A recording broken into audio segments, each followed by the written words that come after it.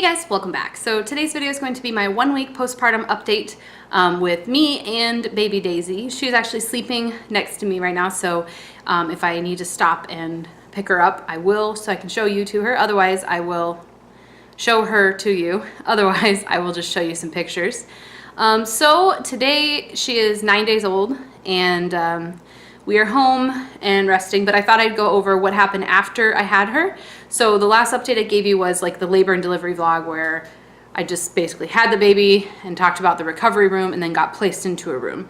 I didn't really talk to you about what happened after that. So we had her on Tuesday, May 23rd at 11:30 p.m. We got to recovery and then eventually ended up into a postpartum room, probably like 2 or 3 in the morning. And then family started coming in the next couple of days, and we got to go home on Friday, May 26th. So Friday around lunchtime, we came home, and I did have a C-section. If you guys want to see the labor and delivery vlog as to why, I will have that link down below. But I wasn't really able to do the stairs a whole lot, so that's why I haven't filmed, because I have to go up and down the stairs to my filming room, and it's been rough. But the first 2 nights I just slept on the couch. My husband and I, we have a big sectional, so he slept on one part, I slept on the other.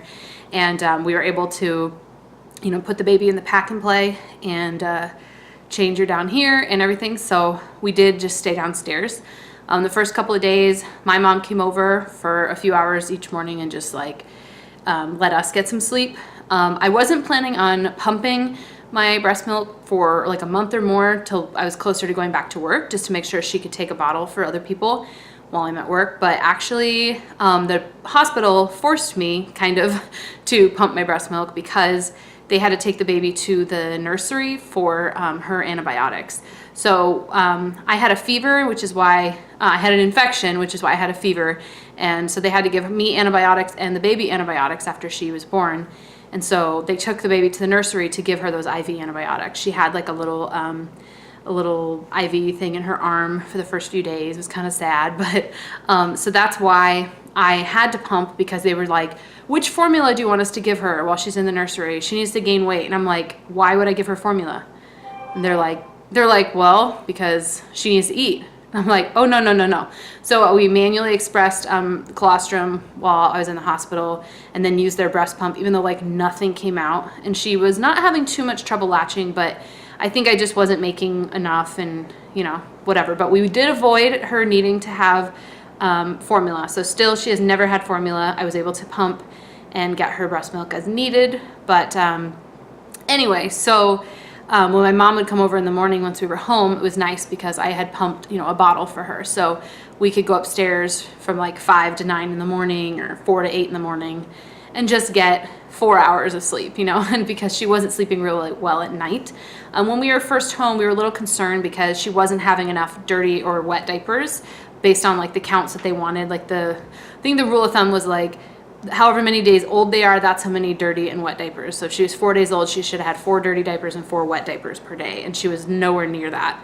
But she eventually picked it up, and my breast milk came in full force, actually pretty early. I think I was like 50 hours or 70 hours or something like that postpartum, and I had full-on breast milk ready to go. And then it got more and more breast milk-ish and less colostrum transition milk-ish by like day 4 or 5. Like I was really engorged and came in big time. So I was able to feed her and have plenty of milk for her. So that was really nice. I'm able to pump in 20-minute sittings. Like I can pump 2 bottles worth, 2 feedings worth of milk. So I've been doing that every day so that when our moms come over, either my mom or my mother-in-law come over in the morning, we can go ahead and give them a bottle to feed her so that I can get a couple hours of sleep uninterrupted. So it's been really nice. But so far she is growing. She had her first pediatrician appointment a week after I had her. And so when she was born, she was 9 pounds. When the lowest we saw at the hospital was 8 pounds and like 4 or 5 ounces because she just lost weight. And then when we went to the pediatrician appointment 1 week after birth, she was 8 pounds and 10 ounces. And they want her to be back to her birth weight by 2 weeks old, which would be like Tuesday. And I think she will be. She's eating like a champ right now. Eating 2 or 3 ounces of milk at a time. I know because we're doing the bottles. So that's really nice that you can like kind of measure how much she's eating. When she eats too much, she spits up, but if she doesn't eat too much, she's just fine. She kind of tells herself, like she tells me when she's full, and that's that. We don't have to like tell her, you know, time it or anything like that. I just feed on demand, and when she wants it, I give it to her, and she decides when she's done, or she'll spit up if she's had too much. So pretty much I'm letting her call the shots as to when she's hungry. Sometimes it's every 2 to 3 hours, and sometimes it's like twice in 1 hour. But so far it's going really well. Breastfeeding was kind of rough the first few days. I know my boobs hurt. I had like scab, like, you know, it was not comfortable, but I started using a nipple everter, and then eventually didn't need that anymore, but I was using a nipple shield. If you haven't heard of those, check them out if you've had trouble breastfeeding.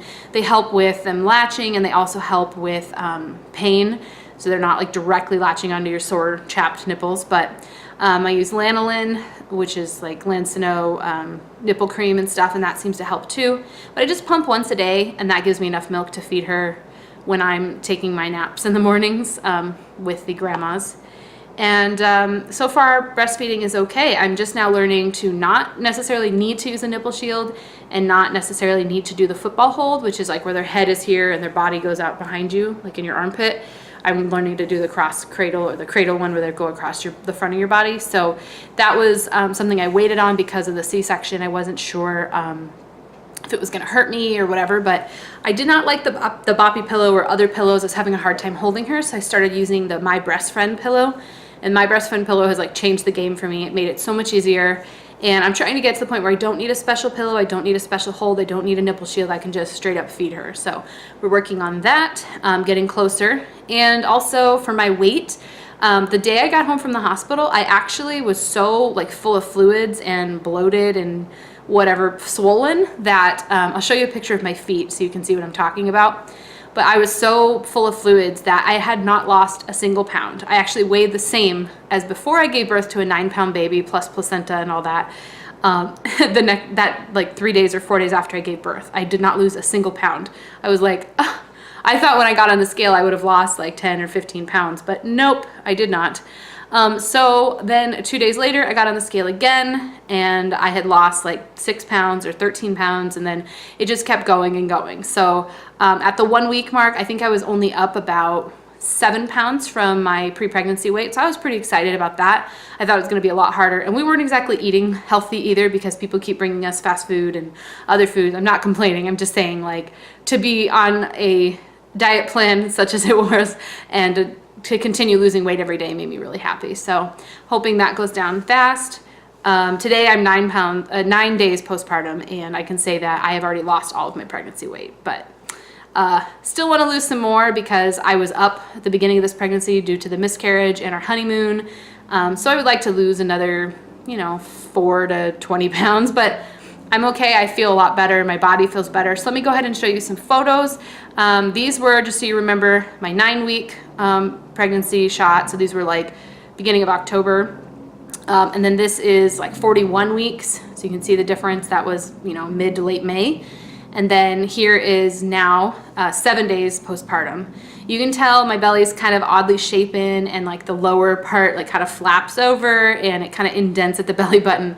But I will say that my belly button is an innie again. I feel a lot thinner, and the swelling has gone down a lot. So aside from my boobs being bigger, I feel smaller everywhere else. I'm able to get my wedding rings on again.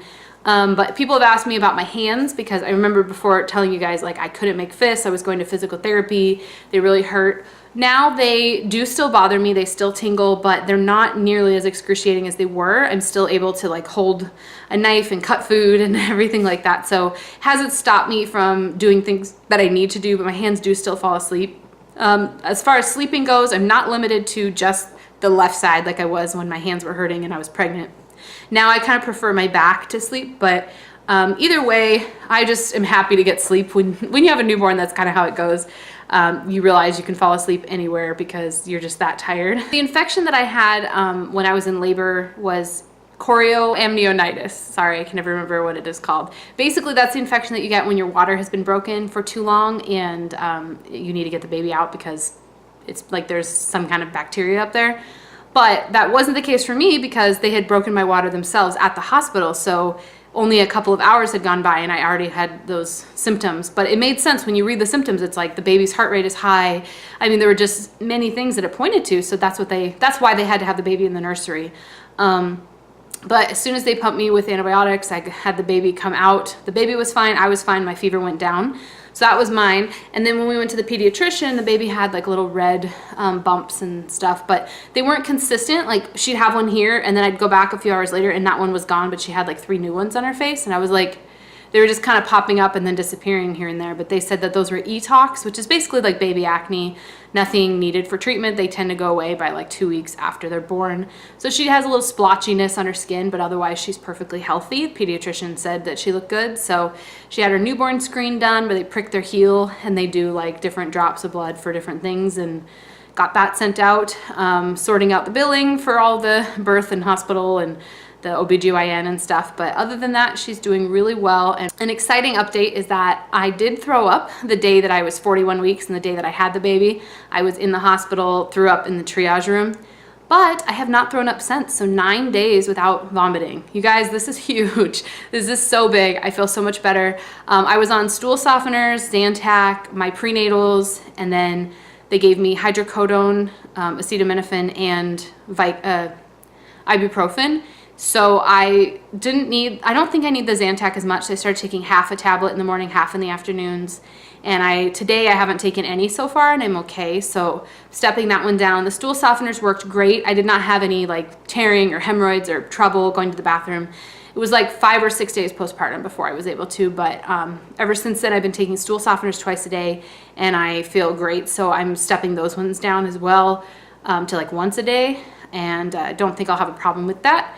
And then I've stopped taking the hydrocodone. I was taking that for like the first 6 days after I had the baby. And then now I haven't taken it in a few days. I'm working on that. I'm just okay on just the ibuprofen. I also was, I was in pain and my incision kind of hurts, and I was wearing like a belly binder thingy, kind of like a corset for postpartum. And I was doing okay with that, but I don't want to wear the binder as much. I think I'm okay without it, but we're doing some walks. We're walking in the mornings before it gets hot out, and then in the evenings as well after the sun goes down. The baby loves being in her little stroller, so that's great. I'm able to do like, at the point I was 1 week postpartum, I was doing like 5,000 steps a day. Since then we've done more, but trying to keep this within the first week postpartum. So I am able to get around. I'm able to go up and down the stairs now. Try to do it only once a day for that first week just to make sure that I'm not overdoing it, but I'm doing it. Sorry this was so scatterbrained, but I'm gonna go catch a nap while baby girl sleeps. I'm gonna go ahead and insert some photos here so you can see what she looks like. Daisy, again, was about 7 days old when you're seeing these photos. All right, guys, that is it for my 1 week postpartum update and 1 week baby update. I hope you enjoyed watching this video. Don't forget to subscribe if you haven't already, and I'll talk to you guys later. Bye.